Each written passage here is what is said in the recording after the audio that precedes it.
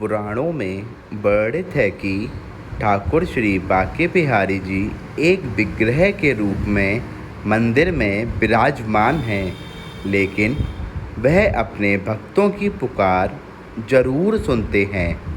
किंवदंतियों के अनुसार ऐसी ही एक पुकार ठाकुर बांके बिहारी जी ने अपने उड़ीसा के भक्त की सुनी थी। कहानी कुछ इस प्रकार है कि उड़ीसा के एक गांव साखी गोपाल से दो ब्राह्मण 4 धाम की यात्रा करने के लिए वृंदावन आए। उन ब्राह्मणों में एक वृद्ध व्यक्ति व एक नवयुवक था।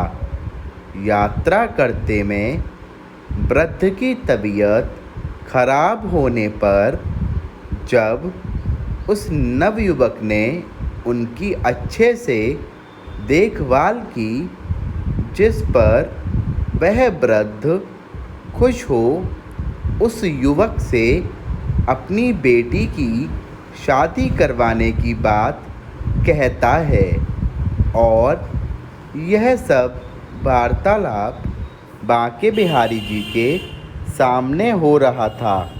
जब वह दोनों अपनी यात्रा पूर्ण कर वापस गांव पहुँचे तो वह वृद्ध व्यक्ति अपनी बात से मुकर गया।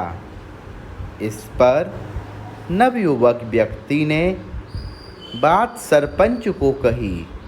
सरपंच के सब बात जानने पर जब सरपंच ने वृद्ध व्यक्ति को बात पूछने के लिए बुलाया तो वह मुकर गया और उस नवयुवक से कहा कि अगर तुम्हारे पास इस बात का कोई साक्ष्य है तो उसे सबके सामने प्रस्तुत करो।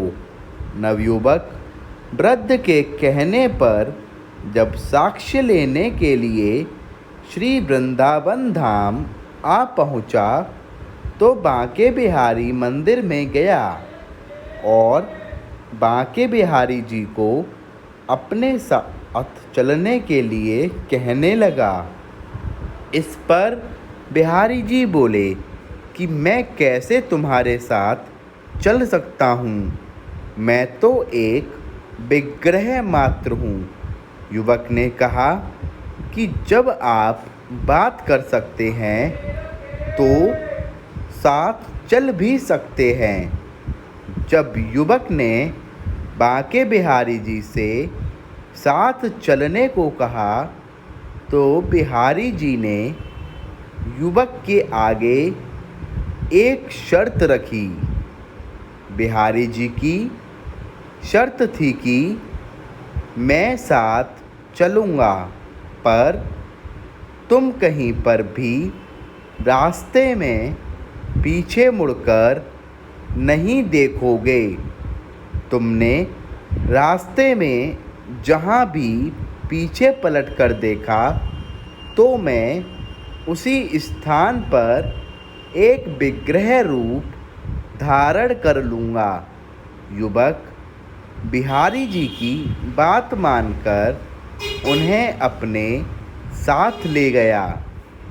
कुछ दूर चलने के बाद लगभग उड़ीसा गांव आ ही चुका था जब युवक को बिहारी जी के पैरों की आवाज़ नहीं आई तो उसने पीछे मुड़कर देख लिया। युवक के पीछे मुड़कर देखने पर बिहारी जी अपनी शर्त के अनुसार पुनः विग्रह स्वरूप में आ गए।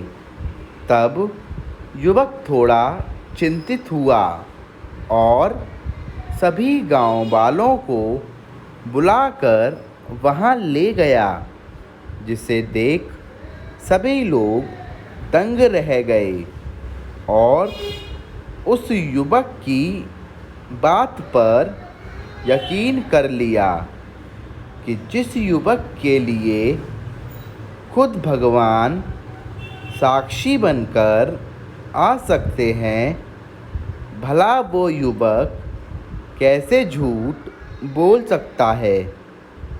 इस सब साक्ष्य के बाद उस वृद्ध ने अपनी बेटी की शादी उस नवयुवक से करा दी और जहाँ पर बिहारी जी का विग्रह रूप में ठहरे उस स्थान पर साक्षी गोपाल के नाम से एक मंदिर का निर्माण कराया।